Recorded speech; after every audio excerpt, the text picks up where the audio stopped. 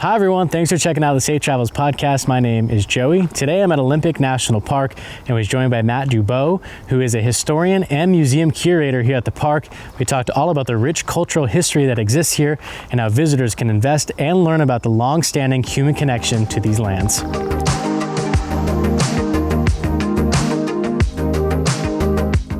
Matt, how are you? Thanks for doing this. I'm good.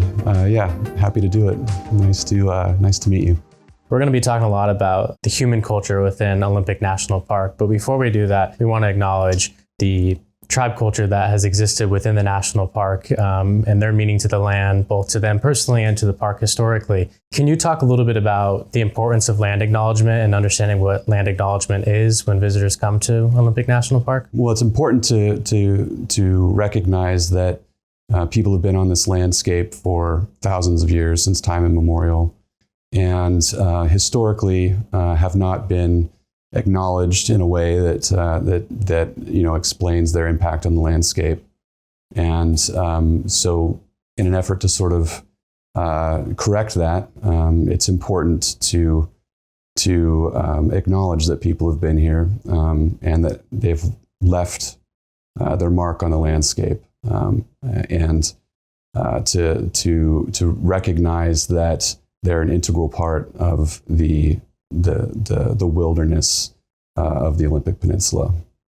There's no doubt that there's incredible stories that include indigenous culture, and they're their best storytellers. But what are resources that visitors can find to learn some of those stories? Many of the tribes on the peninsula have libraries and museum collections that may be accessible to people, and online resources as well. I would encourage anyone that's interested to reach out directly to tribal historic preservation officers, cultural resource managers at tribes to get more information if they're interested. There's a lot available online. There are many books out there as well that talk about the different cultures on the peninsula. Talking about the history of Olympic National Park, where did the park get its namesake, and what has been the process like for it to become a national park? Yeah, so Mount Olympus was given the name Mount Olympus by John Meany, who was inspired upon seeing it from his boat in the Pacific. And was reminded of the mythical Mount Olympus from Greek mythology. And so that was and of course the tribes had their own names for Mount Olympus as well.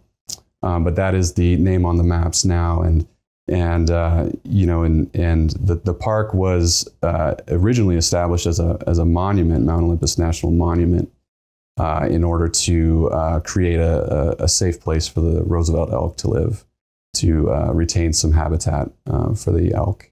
And it was in 1938 that the monument was converted into a park and expanded to include a lot of former Forest Service land and that's sort of the story of how the park was established. Before it was designated as a national park, and even when it became a national park, what's some of the human history that exists within this area? Yeah, so we have many associated cultures, tribes that have lived on the peninsula, like I said, for thousands of years, and the sort of the long-term story of human history is essentially that there were smaller groups of hunter-gatherers moving across the landscape, as early as 14,000 years ago is kind of the earliest evidence we have of people on the peninsula. And those people lived sort of a very different lifestyle, different way of life compared to the more recent cultures, and that was a lot of that was based on the landscape and the climate of the time. And so from sort of the end of the Ice Age up until about 6,000 years ago or so, the landscape was very different here. This was a lot of arid grassland, open country with not a lot of closed canopy forest.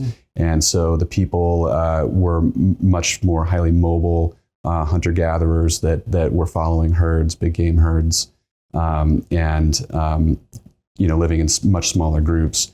And after about 6,000 years ago or so, the climate cooled a little bit, and the temperate rainforests kind of moved in and closed off a lot of that arid grassland. And so the lifeway kind of adapted to that landscape and became much more dependent on river and marine resources, culminating with these sort of large permanent winter villages along the coast and on the rivers.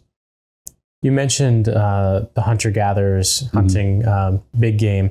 Was the Roosevelt elk part of that they were hunting? There were a lot of different animals on the peninsula at that time. Bison, and that earlier archaeological site that I referenced, the Manus Mastodon site, which is radiocarbon dated to just, I think, about 14,700 years old.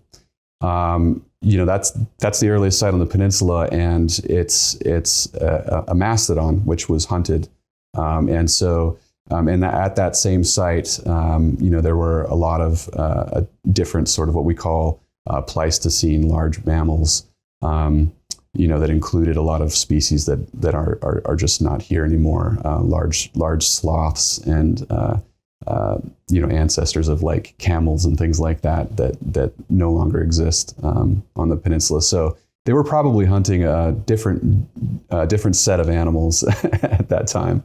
You mentioned the landscape being a bit different back when humans started coming to the area. Were there any particular areas in the park that were extraordinarily difficult for them to gather in? And were there other landscapes that lent itself to a more healthy life? It was a landscape kind of characterized by, rugged mountains, of course, and river valleys, but also a lot of alpine glaciers and permanent snow and ice in different places.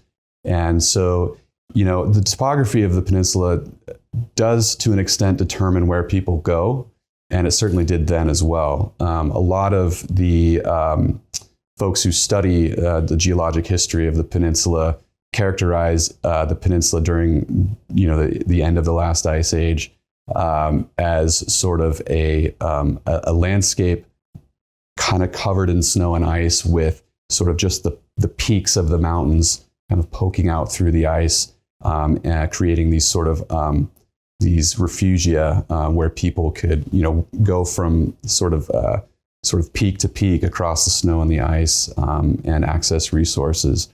And then slowly, of course, over time, the snow and ice have melted back and opened up much more of the landscape. But yeah, the topography certainly determines which routes people travel across, and we tend to find archaeological sites in places where you would expect to find them.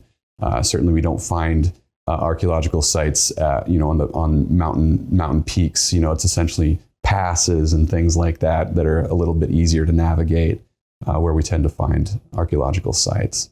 How many archaeological sites are there in the park? So recorded upwards of 170, 180. But if we're talking sites that we know about, which we haven't been able to ground truth or go out and record, you're in the 200s. And many of those are over 4,000 feet elevation. So we have, Olympic National Park has a lot of different types of environments. And so we have, our coastal sites, which are shellman sites, which represent sort of the permanent villages and hunting encampments of sort of the more recent human activity on the peninsula. And then the interior sites, are sort of represent the earlier history of that arid grassland landscape with the mobile hunter-gatherers. So we feel like those sites are probably older than 6,000 years, 6,000 to 10,000 years old. So yeah, there's sites in every sort of ecological setting on the peninsula. We have evidence of human activity. What's the process when you discover a site that could potentially date back human history? Yeah. What is the process that you go through to verify that it's something that dates back historically, and then what are the next steps after you verify that? Yeah, so a lot of the discoveries that we make are based on project work that the park does. We do what's called Section 106 compliance with Section 106 of the National Historic Preservation Act. And, so when a project is proposed, which may have, impacts to cultural resources that are either known or unknown, we review those projects. And sometimes if it's in an area which is not surveyed and we feel might have, has a reasonable potential for archaeological resources, then we'll design a plan to kind of go out and investigate. And that can mean digging shovel probes, where we're actually looking under the ground for, if we're in a forest setting, for example, you can't see the ground surface really well. We'll do some subsurface survey where we're digging test pits and screening materials, looking for artifacts. And then there's our higher elevation stuff in the open meadows where we may be able to see older surfaces and do sort of a ground pedestrian survey, we call it, where we're looking at the ground surface. And so if we find something,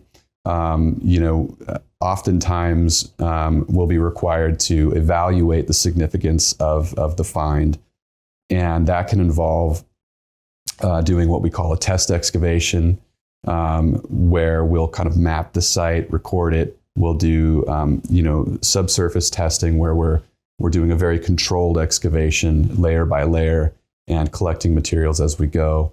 And if we're lucky enough, we'll recover organic material, which can be radiocarbon dated. Some of our it's very common to find organic material preserved in coastal sites.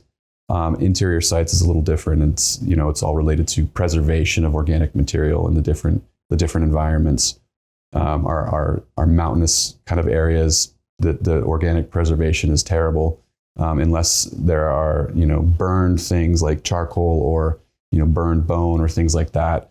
Wood and bone just tend to degrade really rapidly, and so it's less common for us to be able to date those interior sites than, say, our coastal sites where we have really great organic preservation. What exactly is carbon dating, and what's the process like to radiocarbon date something? Yeah, so any organic material has carbon in it, and it releases carbon at a measurable rate based on the type of material it is. It can be calibrated to specific areas, and so radiocarbon dating is a chemical process whereby you take a piece of organic material and you measure how much carbon it has lost since it was living, essentially. So you can do this with wood, bone, charcoal, shell, things like that, where you have an organism that was growing, then died, and then began releasing its carbon, and so essentially you can get a radiocarbon date from most organic materials, it's a really helpful way to kind of establish when things were happening at a site. What's the oldest radiocarbon date that you have in the park? So we have a site in the high country located above 5,000 feet elevation, which we excavated and recovered organic material from, and were able to get a radiocarbon date for. And it was right about 9,000 years before present, which is the oldest radiocarbon dated site that we have within the park. The Manus Mastodon site outside the park, but is the oldest radiocarbon dated site on the peninsula, and that's at 14,700 years before present. Wow. What are some structural sites that visitors have access to within the park that they can see? Probably one of the most visited places for people to go and see historic structures in the park would be out on Lake Crescent on Barnes Point.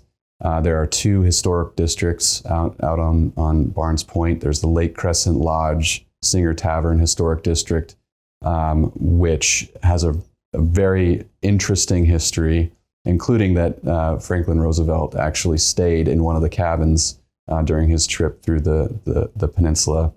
And then also Rosemary Inn Historic District, where we actually have an organization called Nature Bridge, which operates a sort of a nature camp and education center for youth. And those are all accessible by vehicle and have nice walking trails, paved walking trails. And the other example I would name would be the Kessner Homestead out in the Quinault. That's probably our most complete example of an early 20th century homestead. Also vehicle accessible, and really nice walking trails through there as well. Why did early homesteaders come here? What was the purpose of their arrival? Yeah, so it was a wilderness, especially on the west side. And there was a wave of Scandinavian immigration to the area. A lot of that, was due to sort of some of the similarities, climate and landscape wise. This was an environment where Scandinavian people felt really comfortable and thrived, and so around Lake Ozette and up in some of these river valleys on the west end, a lot of Scandinavian homesteaders, and they were drawn, I think, to the area by the beauty, the natural beauty of the landscape, the rich, abundant resources. It's not a difficult place to make a living if you're homesteading. It's a really rich environment, and was really undeveloped, and I think that attracted a lot of people, in the early 20th century. When you say rich environment, what does that mean? Resource rich, I think, is a really good way to describe the peninsula. We are, on the west side, where it's a rainforest. So it's a very lush and verdant kind of environment, especially on the west side. Things grow really easily. So there are certain areas that are really, really great for farming, especially if you're talking homestead level, not commercial level farming, but And I think that's also, that's also reflected in the successes of the native people in having sort of a really deep connection to the landscape and a very sophisticated sort of understanding of the resources and how to make use of them, and certainly, the indigenous people of the peninsula thrived, on the sort of the resource-rich landscape, in sort of the intertidal, with the fish and the marine mammals, the whales and things, but also the interior with the different plant foods and terrestrial mammals and things that they subsist on. We talked about what really a homesteader is, why they came, but we haven't talked what exactly a homestead is. So what exactly is a homestead? So it's sort of a self-sustaining kind of family operation. It would include, an orchard, pasture, garden, and a home, as well as a barn and all the associated structures. And oftentimes you have associated cemeteries, for family plots essentially, and clearings and different sort of features that are still visible, even in those homesteads where the structures have gone away. A lot of the clearings are still there. Neah Bay has a cultural resource center. What can visitors find there? So the Macaw out on the reservation have a museum. It's the Macaw Cultural and Research Center, and the museum out there contains objects that were collected primarily during the excavations of the Ozette village site in the 60s, 70s, and 80s. 60s and 70s, I believe they stopped in the 70s. And it's an incredible museum, and I would encourage anyone that has any interest in this sort of thing to go and check it out. as I mentioned earlier, in our coastal sites, incredible organic preservation. And so what you have are really beautiful wooden objects, including carvings, looms, house planks, and different things that were collected during those excavations. It's a beautiful museum, and it's got a very interesting story to tell. In a previous episode, we talked to Bill about climate change and how it's affecting the landscape around us. Is it affecting cultural resources in the park? Yeah, absolutely. More and more. And, in some less tangible ways, maybe. I think a lot of people, when they think of cultural resources, tend to think about things like structures, archaeological sites, things that are really tangible. But there are other classes of resources that I think are less tangible and that are in some ways experiencing more threat or greater threat due to climate change. For example, we have things called ethnographic landscapes, and that's sort of a broad term that encompasses a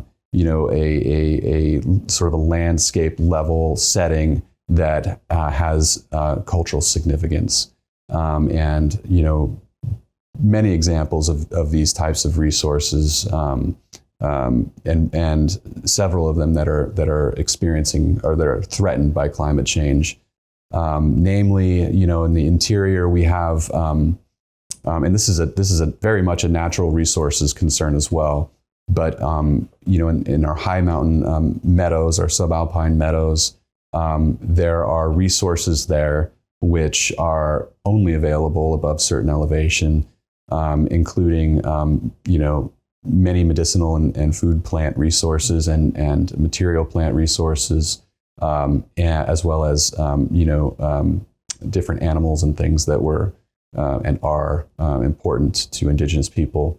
And with the climate warming, even slightly, what we're seeing is an encroachment of the forest into some of these subalpine meadows, and a lot of these different resources are kind of getting squeezed out. That's one example. Another example would be, in our coastal environments, our coastal archaeological sites. We're seeing an increased rate of erosion at archaeological sites. This is obviously a huge problem. Climate change is bringing increased storm frequency and severity.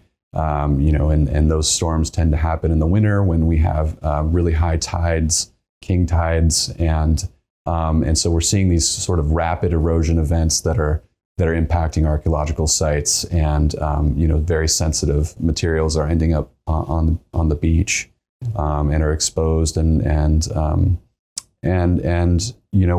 we're just kind of losing that those resources. We have also kind of prairie resources, prairie landscapes on the west end of the park, on the peninsula, and some of those prairies are also experiencing forest encroachment, and a lot of those landscapes were actively managed by indigenous people, and in the absence of that active management through burning and clearing, those landscapes are revegetating, reforesting, and eliminating some of the important resources in them. Oftentimes when we talk about hikers and visitors coming to the park, we talk about staying on trail. There's a lot of different importances for staying on trail. Yeah. And one of those is so that you don't erode the park faster than naturally. Right. How does that affect cultural resources, and does it aid that process that you just mentioned of erosion in the park? Yeah, certainly. With coastal erosion, these coastal areas are being damaged by natural processes, and a lot of these areas are in places where people are frequenting as well, and so that added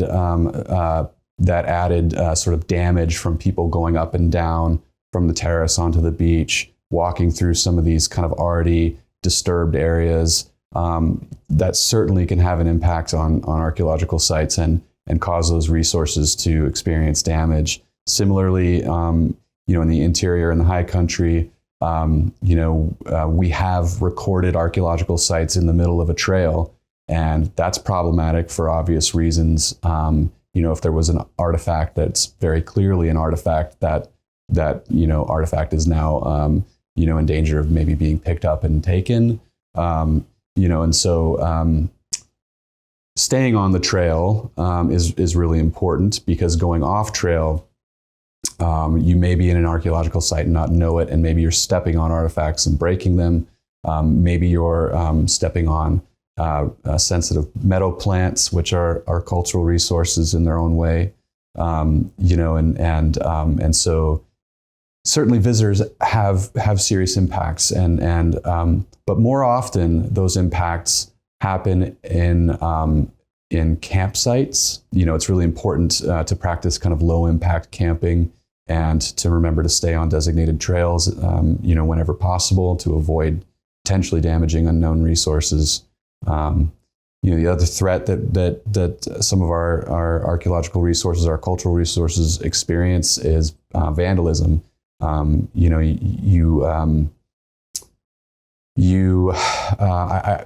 guess people are interested in viewing, rock art and different things up close, and that's great. These things that are kind of obvious and out in the open, with people walking past them, are susceptible to vandalism.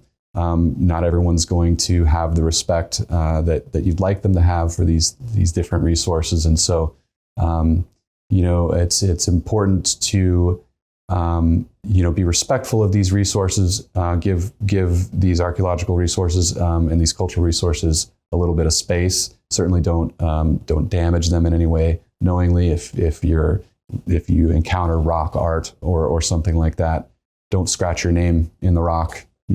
Don't spray paint on the rock. Those sorts of things do happen, and it's really unfortunate. And so practicing low impact camping and hiking and giving cultural resources a little bit of space and protecting them like you would any other resource. It's really important. What are other messages or talking points for visitors that are important in order to give these cultural spaces the space they need? Yeah, so the sort of the bottom line, I suppose, is to stay in kind of make sure you're camping in designated camping areas, not going off trail to camp, and also to practice low impact camping and hiking. So making sure that you're not causing a lot of ground disturbance when you're camping. You're not doing a lot of unnecessary digging or anything like that, you're not damaging the trees or anything, trying to remove limbs for firewood, that sort of thing.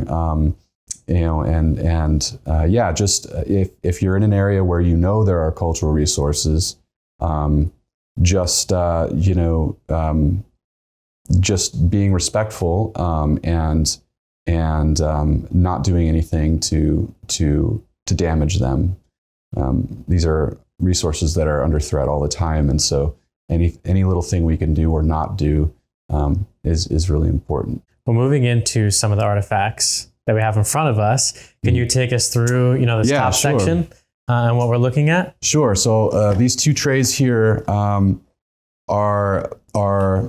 artifacts, objects that were donated and that are associated with Grant Humes. Grant Humes was an early homesteader on the Elwha, on the Upper Elwha River, and lived there for many, many years. And we're fortunate to have a lot of his journals and personal effects, his pocket knife, his compasses, and among the many things that we have are his photo albums as well, which document his life in the Upper Elwha. And there were actually many other people living up there as well that he interacted with a lot, and so some great photos of sort of the early settler history on the Elwha. And this bottle here is kind of a neat thing. This is a Solduck Hot Springs Company water bottle. So the Solduck Hot Springs are natural sulfur hot springs in the Solduck Valley, which have certainly major significance to tribes, but historically have also become a great place for people to go and bathe in the hot springs and things like that. And in the early 1900s, they actually used to bottle the sulfur water and sell it in the area for its sort of medicinal qualities. And so these bottles, you find them around Lake Crescent, especially. I think it was something that was sold in the different resorts around Lake Crescent because it was kind of close to the Solduck Hot Springs. And so these bottles are found all over the place, and they're really easy to identify. They're embossed, and they've got the label, Solduck Hot Springs Co. Very thick, kind of bluish glass. So even when we find them fragmented, we can kind of tell, this is a Solduck bottle. So kind of an interesting piece of history. Natural history specimens, also something that we care for here in the museum collections.